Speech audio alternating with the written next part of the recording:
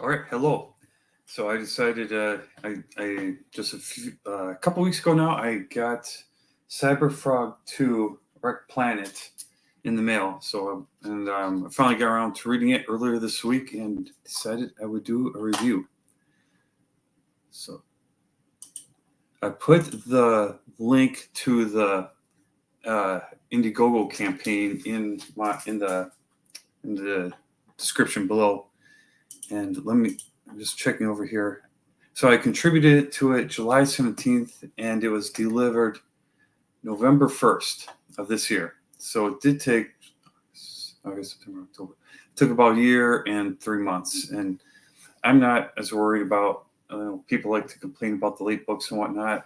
I'm not as worried about that because I figure the creator is setting the goal anyway, as long as it arrives. And everything I've ordered from Ethan Van Sciver, I have received so far. I've got the CG apparel. I've got shirt and warts and all, and Ultimate Blood Honey, which I did another review for. And this set. Well, I guys, excuse me. I've got the Roquefort cover, which I can't find it on here. I have forgotten which cover I ordered, and I just is looking on it to try to see if I could find a signature or something, and I just couldn't find anything. But yeah, I had to look it up on the campaign to double check which one it was. Actually, I'm going to try moving my windows around quick, see if this works better. But yeah, and then I also got, excuse me, with it in the same order, Salamandroid Death Sting, also a Roquefort cover, and I got the Cyberfrog 2 deleted scenes. So I want to, and actually, I'll say, I saw on Twitter Ethan said to read Death Sting after Cyberfrog 2, but I read it first, and I think it was is a better fit. It's a shorter comic, so I won't go into it as much. But like I did say, there were spoilers. One thing, and so I'll start getting some of the spoilers now. One thing I'm wondering, I'd like to know from Ethan. This Scorpion character, he was, and just say again, like all the art was fantastic. Ethan's has great realistic art, and I think I contradicted myself in my Blood Honey review, kind of going back and forth between whether I like the more realistic or like kind of the more simplified, and I definitely like the more realistic better. When I look down and think about which one I enjoyed more, it would be this.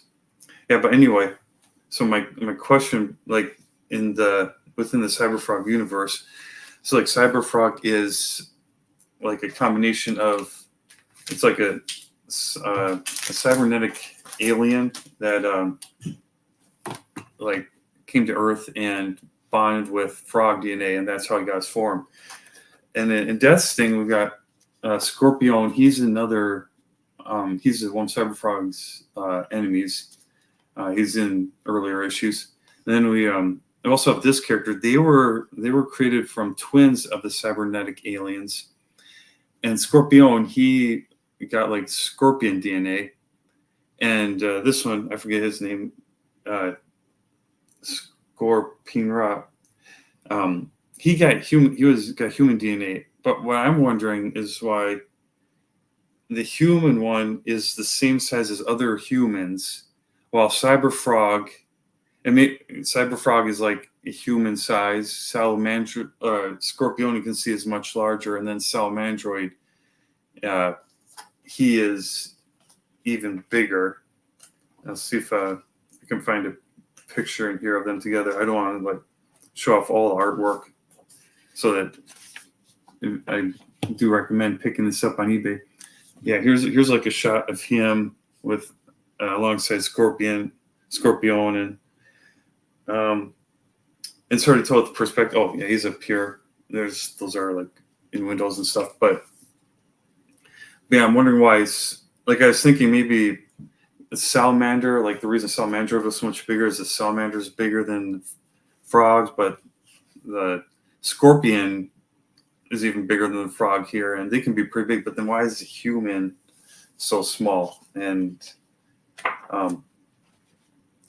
yeah, maybe there is no rhyme or reason. Like really in the fiction, maybe it's just random for their species per se. But yeah, this so Destiny fills in some parts that aren't. I'd say like happen between Blood Honey and Rekt Planet.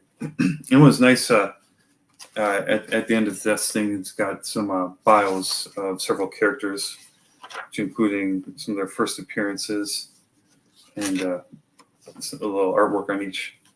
So that's all the time I'll spend on this. I will say both covers has like I don't know the exact term, but it's like textured. It's not just completely flat. There's I don't know, it would be like 3D. I forget I don't know the exact term offhand.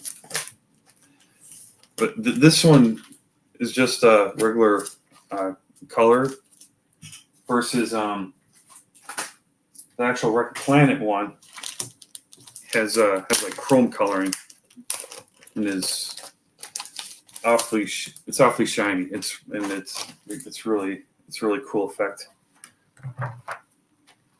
So I'll just get a quick sip. So and like the inside of the cover, I can see like all the chrome, but that's blank. He's got a blank page to start out. Like I'm not sure what these would be called either. You can see like a chrome from back cover. I think it'd be nice if somewhere on here, because you've got Ethan's name up on top, and then you've got the Kyle Ritter and Eric Weathers, the colorist and letterer, but I couldn't find anything for like a Roquefort for the cover. But anyway, I want to like a lot of talk online that I've seen has been about the story with the Comicsgate Comics, and so I will. I'll say like to start out. As I was reading it, my impression was it is like when I started is like, okay, cool, this is some good action. This has got a pretty intense scene here early on.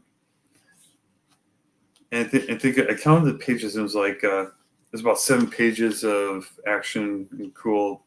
And like there's dialogue the whole time. I like to be able to actually read in the comics, but like a lot of exciting artwork, whatnot. Like just for example, here's a nice shot of Cyberfrog jumping in. But then as I was reading, as the story continued, I found myself starting to get kind of bored, to be honest. And is a lot of just Cyberfrog with like getting reacquainted with Heather and meeting and getting acquainted with Heather's daughter Lily.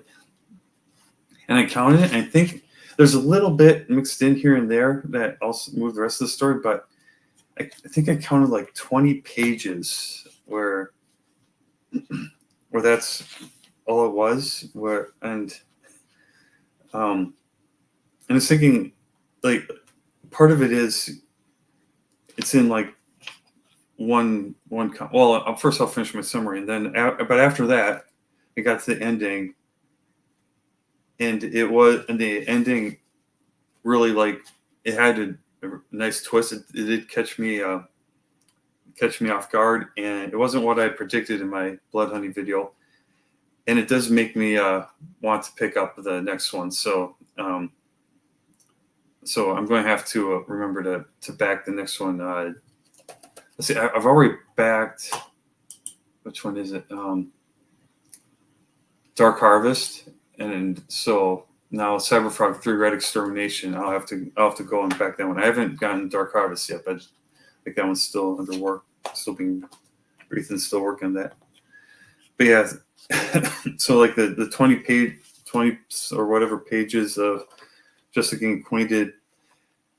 If it was like a monthly series, you can kind of like mix it in. There's like character building and like laying foundation, which you could do better if it was like a series. Like you'd have like your adventure scenes mixed in with like the characters just chatting and hanging out and stuff, and so getting to know them.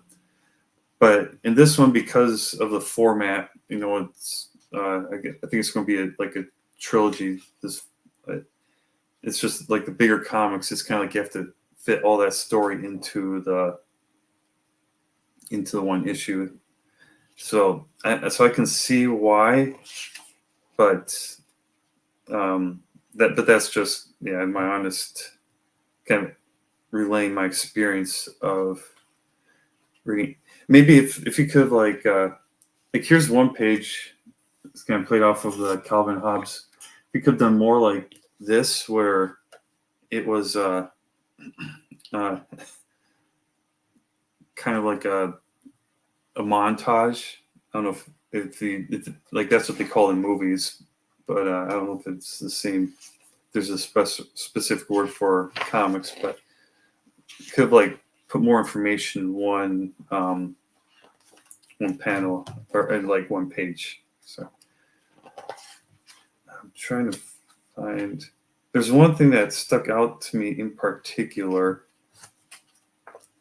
and it's cool to see some of the old villains come back. And like one of my critiques on Blood Honey was I would have liked to have seen some like windows, just like a quick blurb on the characters, because a lot of them, like some of the characters, they just pop in, and if you weren't familiar with the old series, and I have warts and honey, but it's been a while since I read it. It's like you don't know the characters well, so that's where Death's thing was nice, having the bios in it. Yeah, here I found it.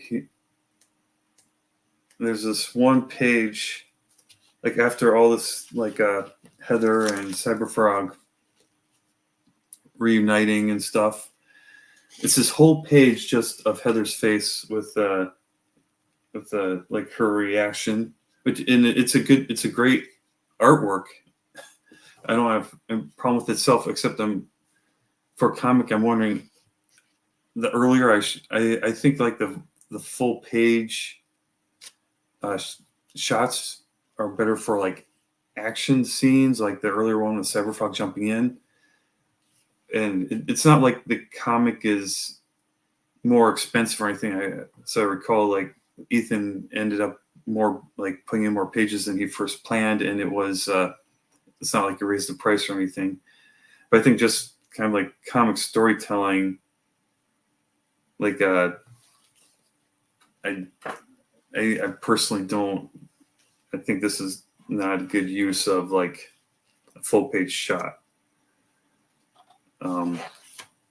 But it's just my personal preference, and so it's kind of like now Blood Honey. It is divided up into 3 parts. Let me see if I can pull it up. I can find the names of them to be precise. But I was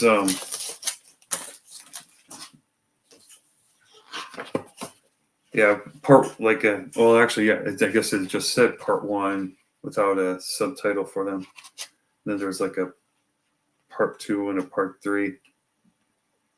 Yeah, part 3. Let's see. And in my Blood Honey review,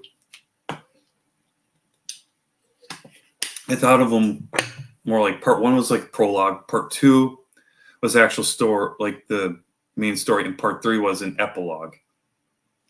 And because like part 2 had by far the most action, and it felt like Rekt Planet was also 3 parts, 1, 2, and 3, but it was reversed in that the first and third part had the most action, whereas the middle part was again just like Heather getting reacquainted with Cyberfrog and them catching up.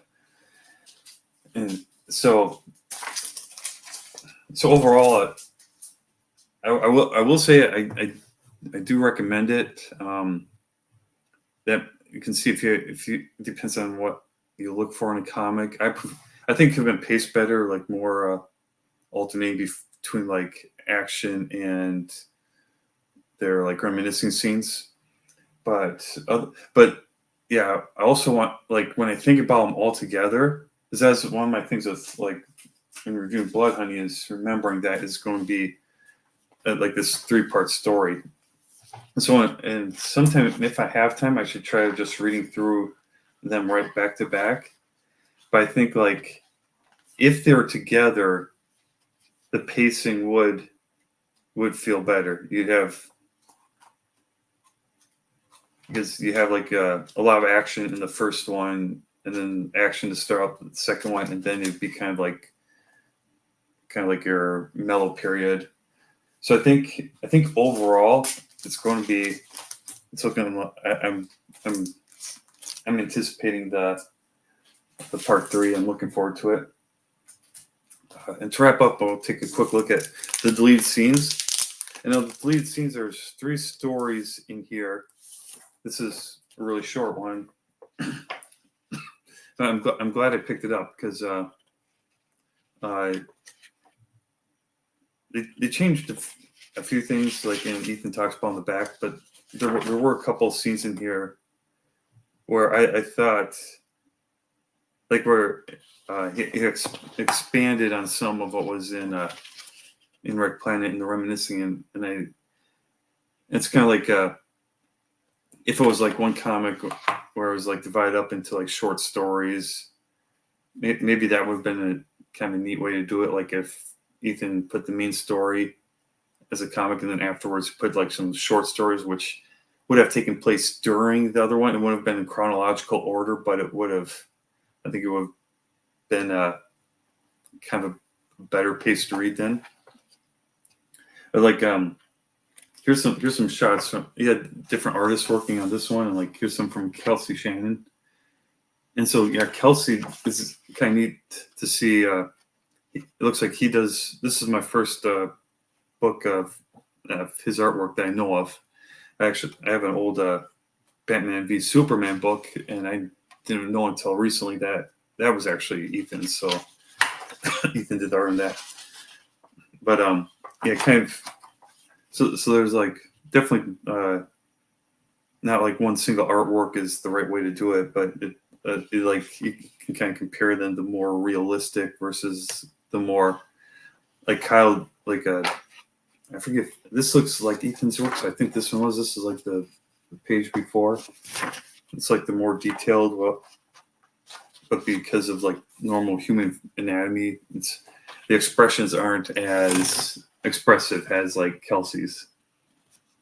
I know, and maybe there's like a way to do the detail with the expressions, but then I think again to kind of just there's a word for it, and I forget offhand, where then the characters kind of look weird and stuff. But yeah, so keeping this a lot shorter than my Blood Hunter review, I did enjoy it, and I do recommend it. And yeah, I'm going to have to remember to back part 3.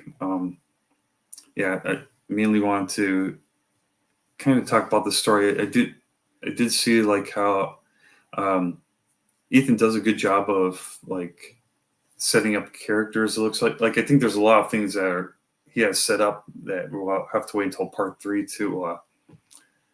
to see how the different arcs culminate. So, but so yeah, my main critique in this case would probably be the pacing, but otherwise, yeah, it was.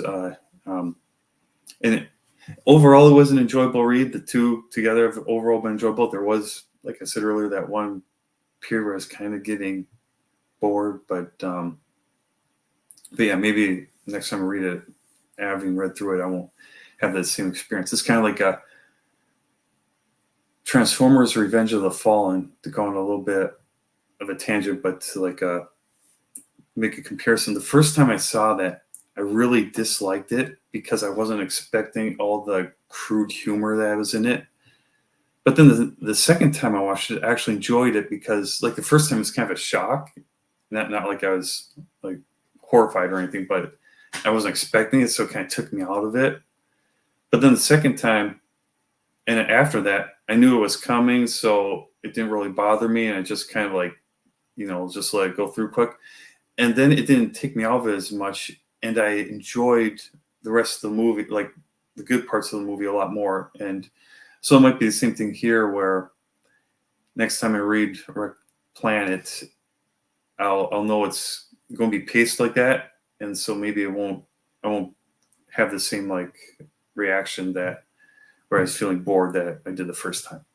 But yeah, I think that's it. If anyone has any questions or like to know my opinion on anything else with these, feel free to leave a comment. Please like this video, share, subscribe, and yeah, that's it. So thanks for watching.